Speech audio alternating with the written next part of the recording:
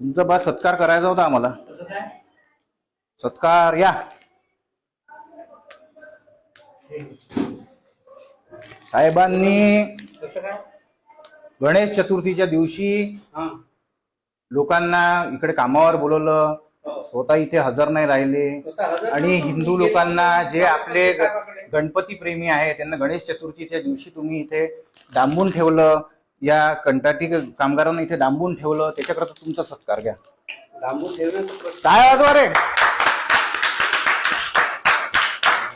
तुम्ही इतके कार्यकुशल आहात, तुम्ही इतके कार्यकुशल की तुम्ही सुट्टीच्या दिवशी पण आदेश काढून मस्त पैकी लोकांना कामाला, म्हणजे मला एकदम आवडलं.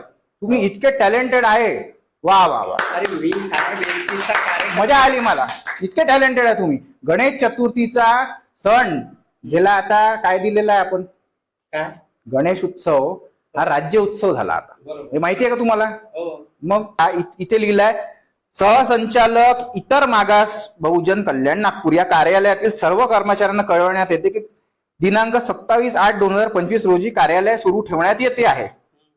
का बरं सुरू ठेवण्यात येते? त्याचं कारण लिहिलंय का तुम्ही त्याच्यात? नाही लिहिलं. त्यांना असंच तोंडी सांगितलं होतं. तोंडी? अरे काय, हा महाराष्ट्र शासनाचं आहे कार्यालय, तोंडी होणार आहे का? तरी सर्व कर्मचाऱ्यांनी कार्यालयीन वेळेत उपस्थित राहावे. गैरहजर असणाऱ्या कर्मचाऱ्यांवरती योग्य ती कारवाई करण्यात येईल याची नोंद घ्यावी.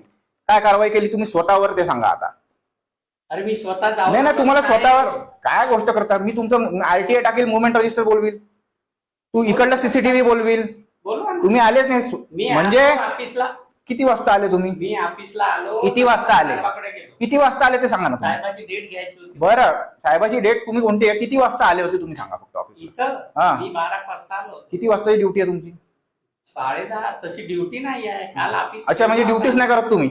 ड्युटी करतो ना. हा हा.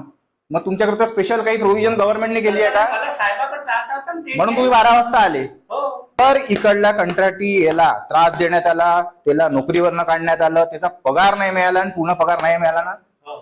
तर माझं नाव राहुल पांडे आहे. ठीक आहे.